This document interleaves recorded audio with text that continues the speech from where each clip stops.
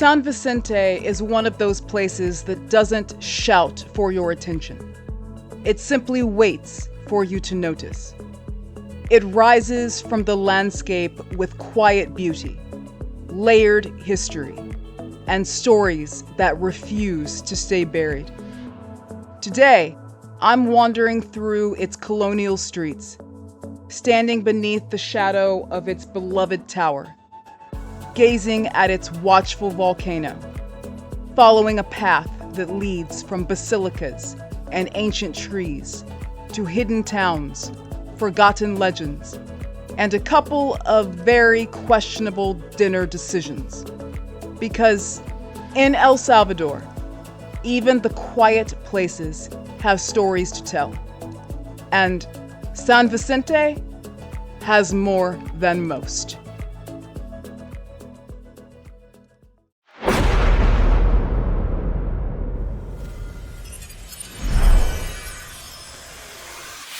Before we get started, I'd like to take a moment to thank some incredible supporters: Carol, Laura, Terry, and JRS.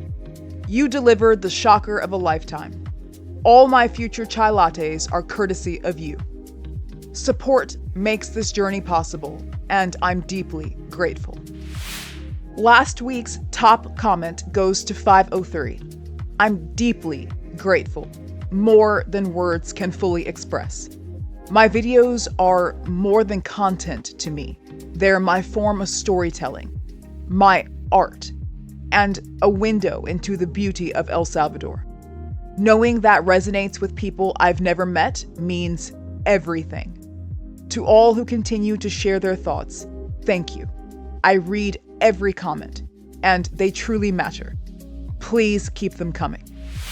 I've started a channel membership. If you're interested, click subscribe and then join for more details. San Vicente lies just 1 hour south of San Salvador, reached by way of remarkably well-kept roads, most notably the Pan-American Highway, the longest continuous road system in the world, stretching nearly 19,000 miles from Alaska to Argentina and binding the Americas into a single ribbon of pavement. Here, the journey unfolds with quiet ease.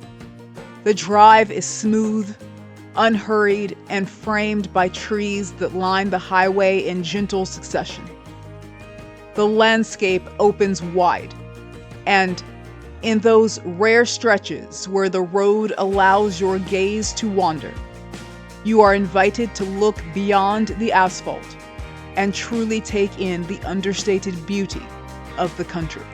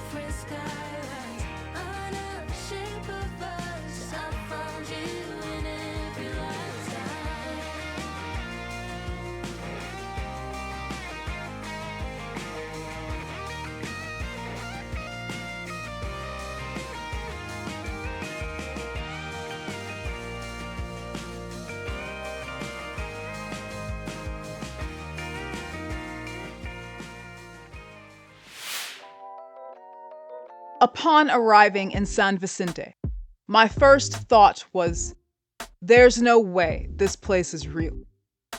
I had seen the photos beforehand and assumed, naturally, they had been aggressively edited, enhanced, filtered, possibly even fictional. They were not. It really is this picturesque. Like everyone else, I found myself drifting toward Parque Central in the historic center. Not because I planned to, but because resisting it feels nearly impossible. Maybe it's the trees, stretching wide and generous. Maybe it's the flowers, unapologetically vibrant.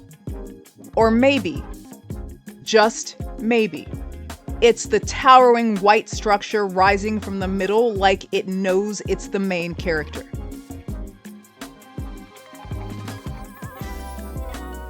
At the heart of it all stands the beloved Torre Vicentina, an enduring symbol of the city's pride and identity. Constructed in the late 1920s and rising over 100 feet into the sky, the structure unfolds across 6 levels before culminating in a graceful clock tower at its crown. Surrounded by fountains and framed by greenery, its silhouette commands the skyline with quiet confidence, as if it's been waiting all along for you to notice.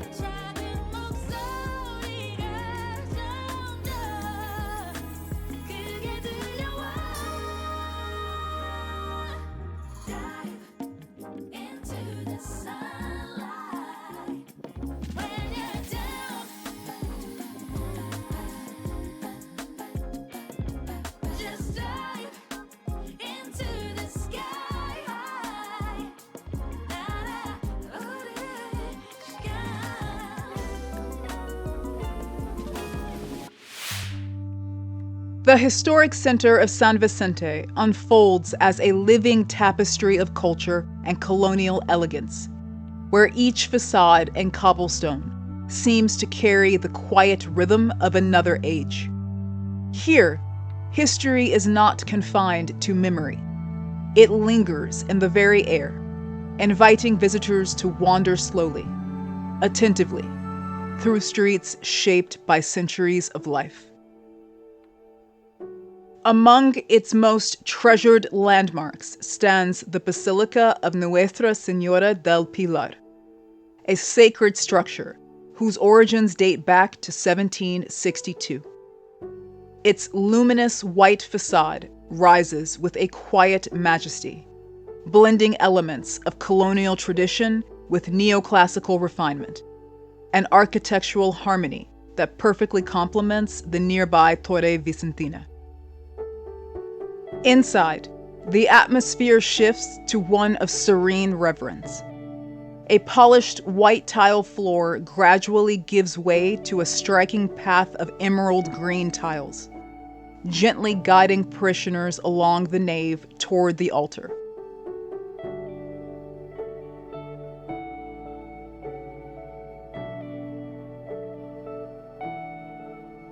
Rows of cherrywood pews line the space with warmth and simplicity, while a graceful spiral staircase ascends to the organ loft above, adding a touch of quiet drama to the interior. Light pours in through stained glass windows in every hue imaginable, casting soft, prismatic colors across the sanctuary. Along the walls, effigies of saints stand in solemn witness beside confessionals that speak to generations of faith and reflection.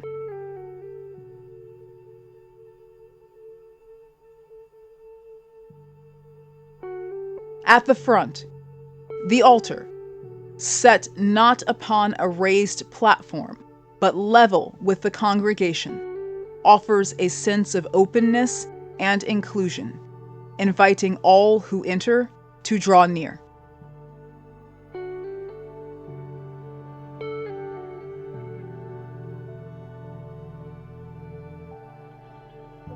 I don't know if it means anything, but this is the first church that I've been to where you could just walk right up to the altar. There's no wall, gate, barrier, anything. You're just free to walk right up there.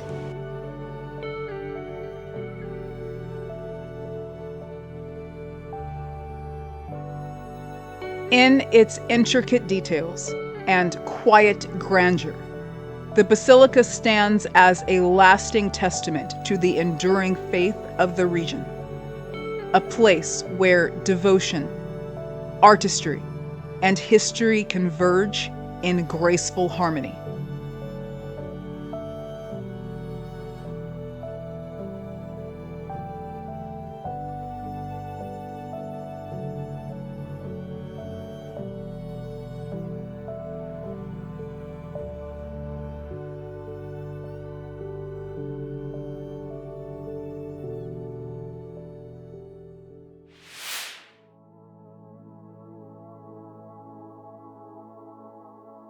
When the Spanish arrived in El Salvador in the 1520s, they did not step onto empty land. They entered a territory already shaped by centuries of indigenous life. Located near the archaeological site of Tehuacan, once a thriving indigenous settlement, San Vicente carries the layered weight of history, where past and present remain quietly intertwined. Just a few blocks from Parque Central and the Basilica stands a living witness to that moment of transition, a revered Tempisque tree. Its roots stretch deep into the earth, anchoring memory and meaning, while its broad canopy has, for generations, offered shade to those who gather beneath it. It was here that Spanish families paused, bringing with them both prayer and ambition, and marked the beginning of something new upon ancient ground. According to tradition, in 1635, 50 families stood around this tree and founded what would become San Vicente.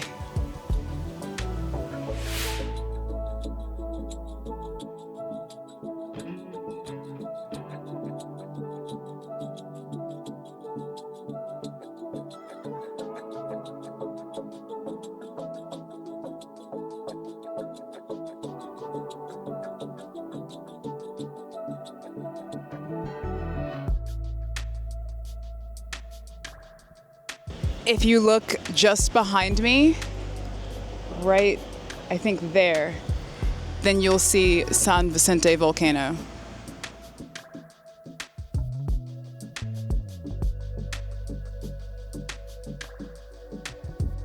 I wasn't about to come to San Vicente and not tell a story.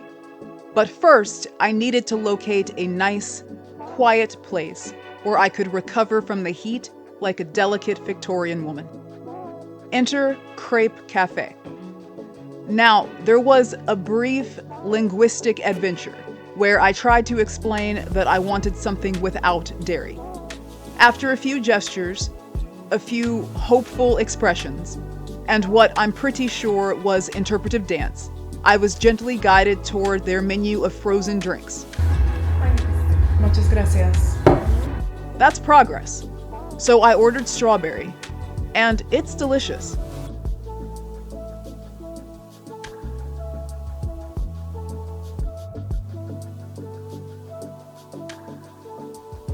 As always, thank you to Timeless Stories of El Salvador for the inspiration. In the year 1635, at the foot of a volcano near the ancient site of Tehuacan, lived a people maiden named Pachwani. Her village had become a refuge for the broken, the remnants of northern people and southern Linka villages, all fleeing from the invaders who brought fire weapons and four-legged beasts taller than men. Everyone knew the strangers were coming. Some elders vowed to fight. Others whispered of running again. One day, while gathering fruit, Pachwani heard a sound like thunder that shook the ground. Then came the dust and the beasts. She fainted and awoke in chains among the invaders. Their language was strange, but they called her Sarah. One warrior, Don Alonso de Villagran, claimed her as his own. She became his prisoner, his shadow, his possession. In surviving unspeakable horrors, she learned to obey his orders. The months dragged on. Pachwani didn't know if her people were dead or alive. She learned the foreigner's language, but she was careful not to let on. With each passing day, she felt farther from herself. With each passing hour, she felt herself die a little bit more inside. Pachwani stood watch as the invaders gathered around an ancient tree to consecrate her people's sacred land. They named it San Vicente. She saw blood on their swords each time they returned. Every day, new slave labor arrived. When she learned she carried Don Alonso's child, her despair deepened. Months passed, and Pachwani's condition could no longer be concealed. Her swelling belly betrayed what words could not. Don Alonso, oblivious to how well she now understood his tongue, permitted her to sweep the floor during a council of war. As she moved silently among them, their words struck her like arrows. Her village was to be the next to burn. Pachwani's despair turned to resolve because her people still lived, and she might be able to save them. One night, Don Alonso requested Pachwani make a special meal and dress like a true Spanish lady. She knew what that meant, but she played her part. This night, however, she drowned the feast in red wine. When Don Alonso could no longer keep his eyes open, she drove a blade into his neck. Still dressed in the formal attire Don Alonso requested she wear, Pachwani fled under the cloak of darkness, heavy with child, but swift with rage. At dawn, she reached her village, only to find suspicion, not solace. She looked like the invaders now. She carried the enemy's blood. Her own family turned her away. She warned them of the coming attack. The elders convened. She begged them to run, as their weapons stood no chance. Instead, they decided to make their stand against the enemy. Pachwani was given food provisions, enough for a few days. She was then told to leave and never return. Banished, broken, and burning inside, Pachwani climbed the volcano. At a steaming spring, she collapsed. She had risked everything for nothing. Then she heard it. Clip-clop, clip-clop. A horse. No native rode those beasts. The Spanish had surely found her. A strong scent of sulfur struck her as she hid behind a tree. "Hello, Pachwani," said the rider, in her own tongue, a language no invader bothered to learn. Her curiosity piqued, so she stepped out from behind the tree. The rider's long, midnight dark hair cascaded like a river, framing a face carved in solemn enigma. Every inch of him was draped in black, from the gleam of his silver gauntlet to the shadowed folds of his cloak, and upon his brow rested a crown of black feathers, glinting like shards of obsidian. Beneath him stood a steed as dreadful as its master, eyes glowing a hellish red, breath coiling upward in smoky tendrils, each hoof-fall scorching the earth as if fire itself followed in their wake. Pachwani could scarcely believe her eyes. Like most, she had heard the rumors, but she had filed them away as fables. Yet, there he was, as real as her, you, or I, the Black Knight. "I have no soul for you to steal, demon," Pachwani spat. "I'm not here for your soul," he purred. "Tell me, Pachwani, what do you desire most of all?" "Save my people. Make the invaders vanish. That is beyond my power. They will keep coming. But I can move your people where no Spaniard will find them for generations to come. And what do you want for yourself?" "I have no home. If I leave this place, I'll be hunted down. I want peace, eternal peace, right here on my land." "And your child?" he inquired. "I do not want it.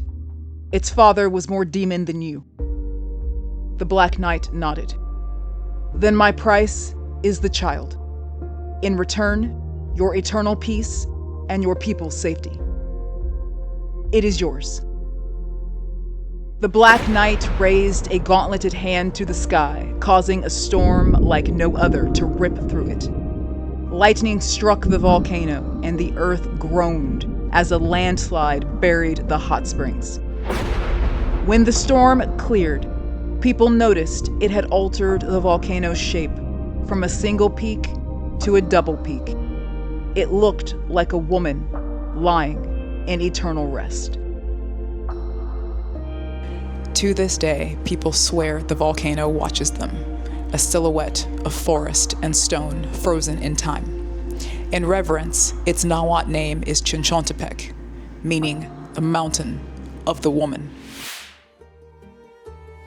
By the time the Spanish column reached Pachwani's village, muskets loaded, they found only silence. The gates stood open, thatched huts empty. Confusion rippled through the ranks. The soldiers fanned out, searching for tracks, but the ground held no footprints, as if the earth itself had swallowed its people whole. Whispers spread. Many believe the Black Knight came in the storm's wake and spirited the survivors away, vanishing into the dense forests of Linca territory in what is now Honduras. But the story did not end there. That night in San Vicente, there were screams that tore through the darkness. Shrieks so loud they shattered eardrums. Soon, there were similar stories happening all over El Salvador. Centuries passed, but the stories persisted. One man who lived to tell the tale spoke of a beast. The louder the yell, the farther away the creature was. The softer, the closer it stood behind you. Half demon, 7 feet tall, with sharp teeth and eyes like embers. They call him El Gritón Medianoche, the midnight screamer. Fever and weakness followed the sound's vibrations as the victims lie in bed begging for death's sweet release from their pain. Then, the black night comes, taking the form that will strike the bargain. The devil always makes deals with the desperate in the dark. What no one knows is El Gritón wails not to curse, but to mourn. He never knew a mother's touch. He was forged in pain, born of a bargain and raised in darkness by an evil creature not of this world. If you had lived his torment, then you too would scream until the stars burned out.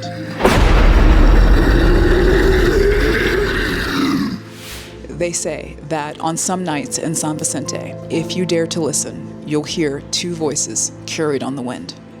The soft, eternal sigh of Pachwani, breathing at last her peace, and the ragged wail of the screamer, doomed to wander forever in search of a mother he will never find. I decided to take a quick little drive down some narrow, slightly questionable streets to visit a town just outside San Vicente. And honestly, it's not a bad drive. For the most part, the roads are paved, which already puts it ahead of several life choices I've made on this trip. But I very nearly didn't make it because Google Maps woke up that morning and chose chaos. At one point, it confidently suggested a route that looked less like a road and more like a personal challenge from the universe. And that's when I had to step in and say, with conviction, not today, Satan. Not today. I don't know what Google Maps was thinking, but I am not going that way. Like, there has to be another way. This is utterly ridiculous. I'm gonna turn the camera around because I just stopped dead in my tracks.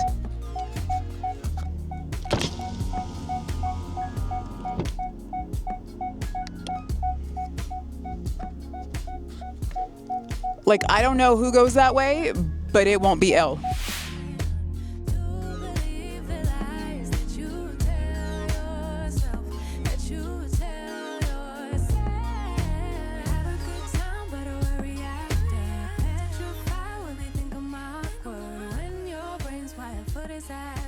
Even good things leave a bitter taste. Try to calm down, thoughts spinning faster.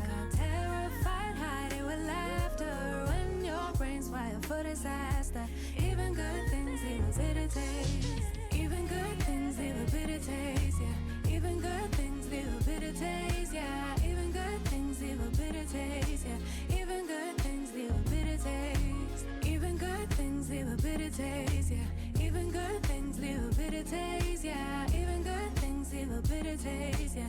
Even good things leave a bitter taste. Worry won't change the outcome, but I've been doing this for so long. My brain keeps signaling danger, although I know that I'll be just fine. Worry won't change the outcome, but I've been doing this for so long. My brain keeps signaling danger, although I know that I'll be just fine. Even good things leave a bitter taste, yeah. Even good things leave a bitter taste, yeah. Even good things leave a bitter taste, yeah. Even good things leave a bitter taste. Welcome to the colorful colonial city of Apastepeque. If nearby San Vicente feels just beyond the beaten path, Apastepeque exists somewhere even quieter, nearly overlooked, and all the more special because of it. There is a distinct character here, one that reveals itself not all at once, but gently as you move through its streets. Its name, derived from Nahuatl, is often interpreted as Hill of Alabaster, a reflection of both the land and the materials that have shaped it. The town is rooted in agriculture. Coffee and sugarcane stretching across the surrounding landscape, while its colonial-era architecture speaks to a history that continues to linger in its walls and plazas. As in many colonial towns, Parque Central forms the heart of daily life. It feels ready to welcome visitors, even if, at times, you may feel like the only outsider for miles.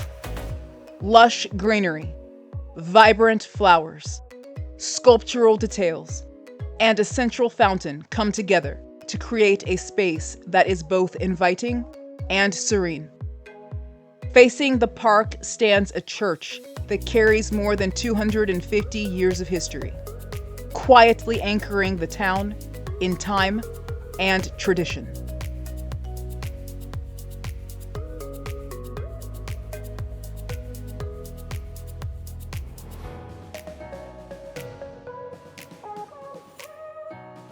Wandering beyond the square, the streets begin to tell their own story.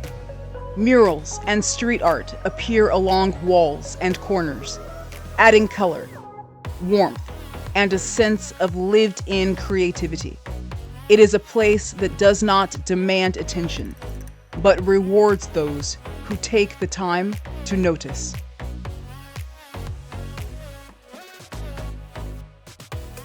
Apastepeque is not a place that announces itself loudly. It reveals itself slowly, in quiet details and unhurried moments. Here, beauty is not curated for attention, but woven naturally into daily life, waiting to be discovered rather than displayed.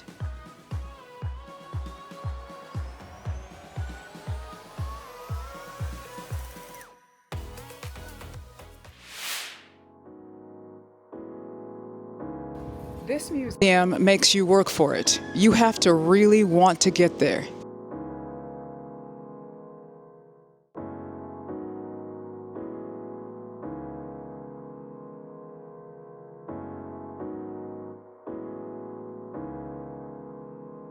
In Apastepeque, after a steep climb up what feels like an endless staircase, art finds its voice in a singular sanctuary. Musa Galleria Museo, or Muse Museum Gallery, a space that is at once gallery and home, museum and living workshop. For the modest admission of just $1, visitors step into a vibrant world devoted to local talent and craftsmanship.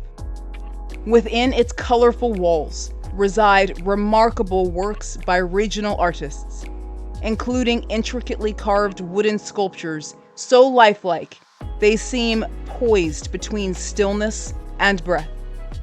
For someone like me, who often walks the line between reality and mythology, this place feels less like a gallery and more like a dream made tangible. As you ascend to the next level, it becomes clear that this is not merely a museum. It is a lived-in space, mostly shaped by the hands and lives of a single family whose artistry fills nearly every corner. Though I muted the sound, the quiet rhythm of creation continues in the background.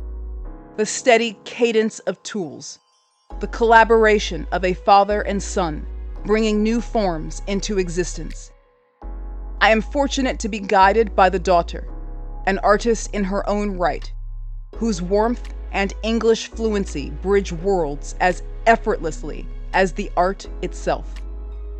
Higher still, the space reveals a striking collection of religious imagery, alongside fragments of finely crafted columns and ornate altarpieces, silent witnesses to centuries of devotion. Nearby, a workshop displays its own marvels, figures rendered with such precision that every finger, every expression feels astonishingly real, as though the boundary between craft and life has all but dissolved. This is a place where one could spend an entire day, perhaps even a week, lingering over each piece, absorbing the depth of care and creativity poured into every detail.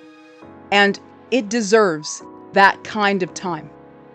But the sun is beginning to set, and one final stop still calls before I return to San Vicente for the night.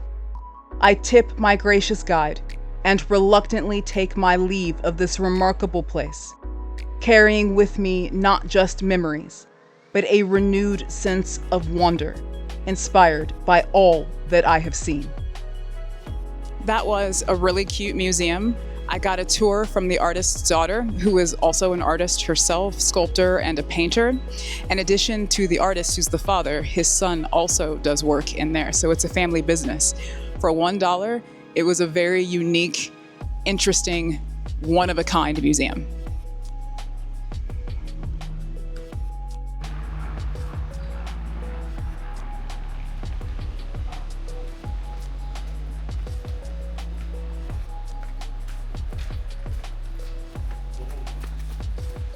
Hola. My next stop, one I am determined to reach before sunset, is the Apastepeque Lagoon, a volcanic jewel cradled within emerald hills. Its name, drawn from Nahuatl, is often interpreted as Alabaster Basin, a poetic reflection of its origins within an ancient volcanic crater. The journey there begins gently enough, the road smooth and accommodating, until, as is often the case, it isn't. The final stretch demands a bit more faith than comfort, as water creeps toward the road's edge, testing both the terrain and my nerves. I am not particularly fond of driving through water, but when in El Salvador, one learns to trust the rhythm of the place and the confidence of those who know it best. Upon arrival, the reward is immediate. The lagoon stretches out in quiet brilliance, its waters reflecting the surrounding hills with a kind of effortless grace. Dense vegetation lines its shores, lush, layered, and alive, forming a landscape characteristic of a subtropical rainforest in transition, ideal for exploration, yet equally suited for stillness. Here, time seems to soften. Visitors drift between moments, some wading into the calm, welcoming waters, others simply sitting in quiet observation, letting the atmosphere settle around them. It is a place where movement feels optional and presence feels enough. Perched along the shore is El Tiki Restaurant, offering a vantage point as much as a meal. From here, one can savor local dishes and drinks while gazing out across the lagoon, the distant silhouette of San Vicente volcano rising softly against the horizon. My goal was to have dinner overlooking the lake and the volcano. I almost didn't make it because the road to get here, there's water all over it, and I'm just terrified of driving on water because you never know how deep it actually is. But I saw several cars smaller than mine traverse the water, so it must be okay. Anyway, I made it, and I'm looking at the volcano across from the lake. It's a great view, and my question for this video is, what do you think the San Vicente volcano looks like? Do you think it looks like a woman lying down? Do you think it looks like a woman's breasts? Do you think it looks like a buttocks? Because I've heard it all. Let me know in the comments. And while you're at it, please click the like button. It helps out more than you know.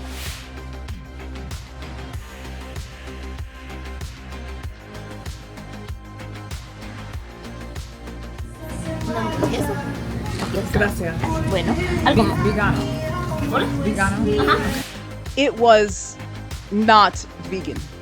We'll circle back to that plot twist later. Now it's time to head back to San Vicente and locate my accommodation. Hopefully, with fewer surprises on the menu.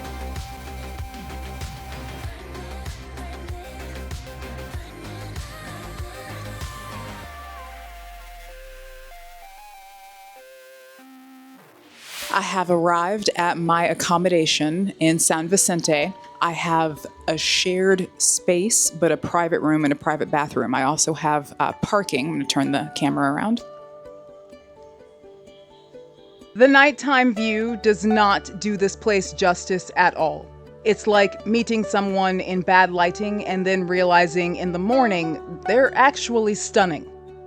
It's set up a bit like a boutique hotel with, I think, 3 additional rooms plus the host living somewhere in the back, like a quiet guardian of good vibes. All the rooms open out to this absolutely gorgeous shared outdoor space. Plenty of places to sit, eat, read, or just stare thoughtfully at flowers like you have your life together. Everything is meticulously maintained and decorated, which makes me feel like I should also be more put together than I am.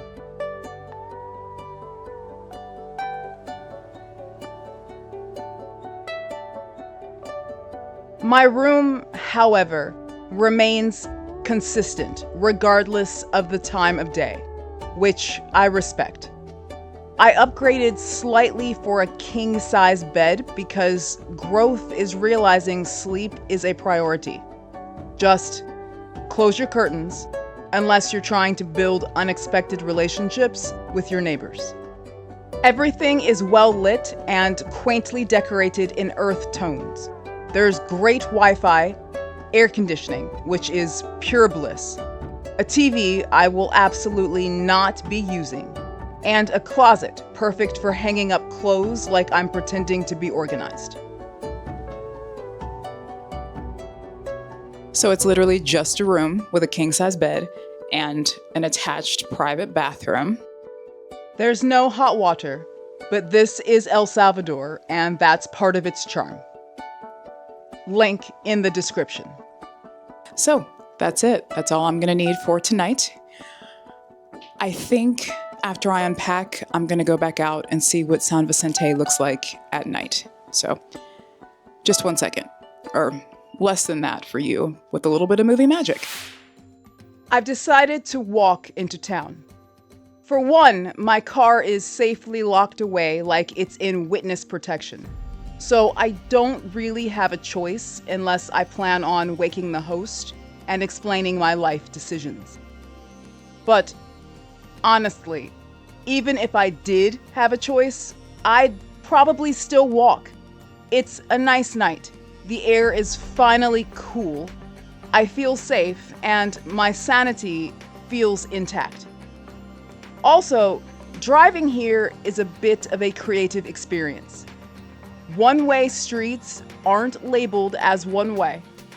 Stop signs seem to exist more as a suggestion than a commitment. It's less rules of the road and more interpretive driving. This is small-town El Salvador, where traffic laws are less about structure and more about vibes. Plus, if I drove, I'd miss out on these amazing views.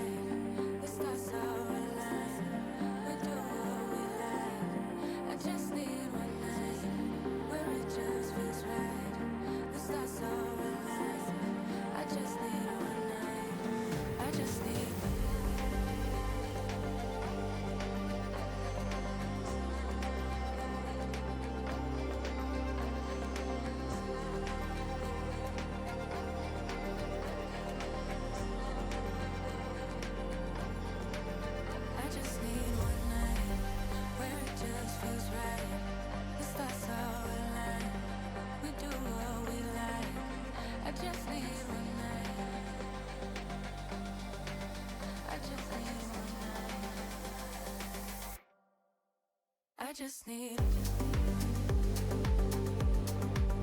I just need.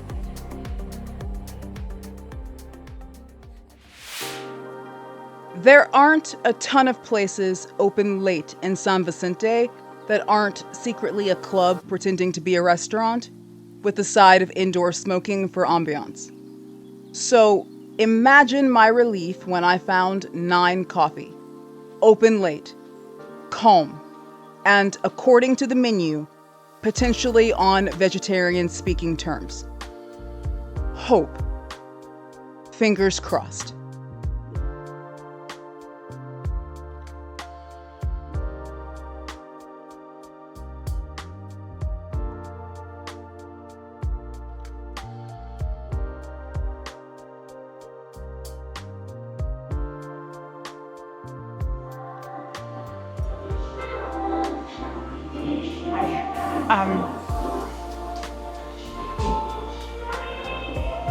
The chai latte, caliente, 12 once, pero tienes leche de almendra, okay, con leche de almendra, and jardinero wrap, pero es posible sin lechuga. Okay, perfecto.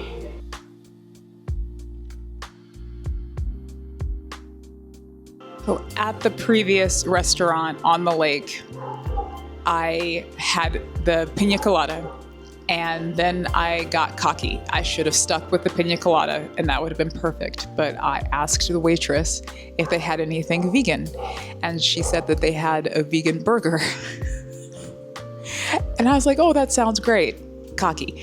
So she brought out the vegan burger, 3 minutes after I ordered it. So that was the first sign. The second sign is that it came with fries, and the fries were sprinkled with shredded cheese. So then I lifted the bread off the burger. It had a slice of cheese on it, melted. I peeled that off, and the burger was still mooing. That's my fault. That's totally my fault. So I ended up paying for a burger that I didn't eat. I'm still hungry, and I looked up this place and I saw that they had a chai latte, and there's never not a time for a chai latte, but they also seem to have some vegetarian, at least, options. So that's what I'm gonna have for dinner, and I'm truly enjoying San Vicente at night. The courtyard square area is absolutely gorgeous at night. I'm so glad that I came back out tonight, and I'm going to enjoy this food. And then I'm going to walk back to my accommodation and have a good night's sleep.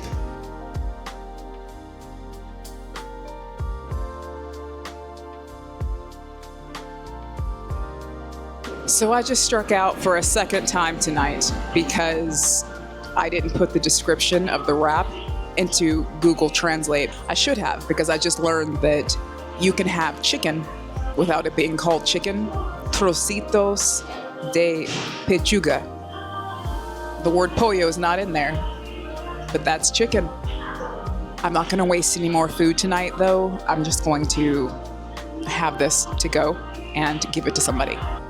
Oh well, life isn't perfect, but chai lattes are. Tonight, San Vicente feels different, softer, slower, as if it's exhaling after a long day. The same streets that carried the weight of history now carry something lighter. A calm that settles in the spaces between footsteps. A glow of streetlights brushes against colonial walls. The Torre Vicentina stands watch in the distance. And somewhere, beyond it all, the silhouette of the volcano rests against the dark sky, steady, unmoved, eternal. There is something about this place that reveals itself in layers, through its history, its stories, its people, and even its quietest moments. And maybe that's what stays with you the most. Not just the landmarks, but the legends. Tonight, San Vicente feels like a story. One that doesn't end on any page, but lingers long after you close the book. Stay curious, be inspired, find freedom, wander elsewhere. Maybe I'll see you in the next one.